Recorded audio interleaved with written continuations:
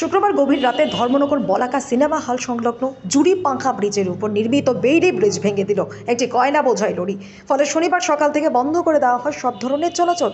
এতে ধর্মনগর শহরে যানজট চরম আকার ধারণ করেছে। পরিস্থিতি সামাল দিতে ট্রাফিক পুলিশ তৎপর হলেও দুর্ভোগ চরমে উঠেছে। দীর্ঘ সময় রাস্তায় দাঁড়িয়ে থাকতে হচ্ছে। এ বিষয়ে ধর্মনগর পূর্ত দপ্তরের এসডিও গৌতম রায় জানান, পরিস্থিতি মোকাবেলায় দপ্তর থেকে উদ্যোগ নেওয়া হচ্ছে, কিন্তু প্রশ্ন হলো সেই উদ্যোগ নিতে কতদিন লাগবে। কেননা একটি আরসিসি ব্রিজ মেরামতের টেন্ডার প্রক্রিয়া শেষ করতেই যেখানে 1.5 থেকে 2 বছর লেগে যাচ্ছে, সেখানে দপ্তরের এই উদ্যোগ নিয়ে তো জনমনে প্রশ্ন এবং সংশয় তৈরি হওয়া স্বাভাবিক।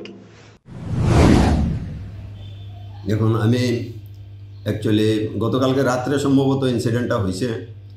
তো অ্যাকচুয়ালি তো জুড়ি ব্রিজের উপরে যে আরসিসি ব্রিজটা আছে, এটা 2022-এর জুন মাসের 3 তারিখ এটা আমরা ডিফেক্ট ধরা পড়ছে। অ্যাকর্ডিংলি এটার যা আমরা ইনস্ট্যান্ট এটারে বন্ধ কইরা আমরা অল্টারনেটিভ এটা ডান দিকে একটা বেইলি ব্রিজ আমরা বানাইয়া যখন বেইলি ব্রিজ আমরা এটা চালু করছি, তখন দেখা গেছে শহরের মধ্যে যানজট বাড়তে আছে। তখন এই যানজটের আমরা এটার থেকে অল্টারনেটিভ পথ হিসাবে আমরা হায়ার অথরিটির সাথে কথা কইয়া সেই জুড়ি ব্রিজের উপরেই আমরা একটা টেম্পোরারি বলা যায় একটা বেইলি ব্রিজ আমরা ঠিক মাঝের স্পানটাতে ডিফেক্ট ছিল, মাঝের স্পানটার উপরে আমরা একটা বেইলি ব্রিজ করছি এবং এটার মধ্যে একটা লোড ক্যাপাসিটি দেওয়া দিছি। এটা একদম যে হাই লোড ক্যারি করতে পারবো এরকম না, একটা স্ট্যান্ডার্ড যাতে যানজটটা না হয় আমরা এটা 1 ওয়ের মতো চালু করে দিছি, 10 টন ক্যাপাসিটি।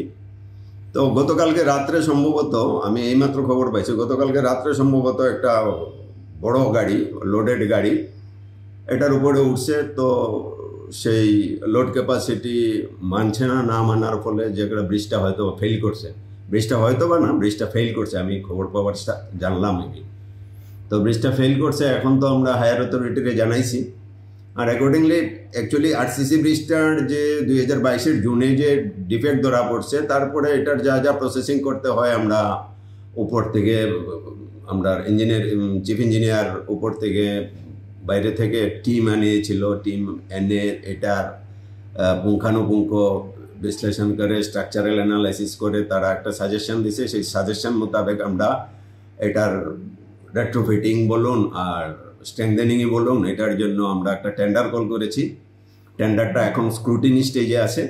টেন্ডার স্ক্রুটিনি হয়ে আসলে পর টেন্ডার অ্যাকসেপ্টেড হয়ে গেলে আমরা অ্যাকচুয়ালি আরসিসি ব্রিজেরই কাজ শুরু করব।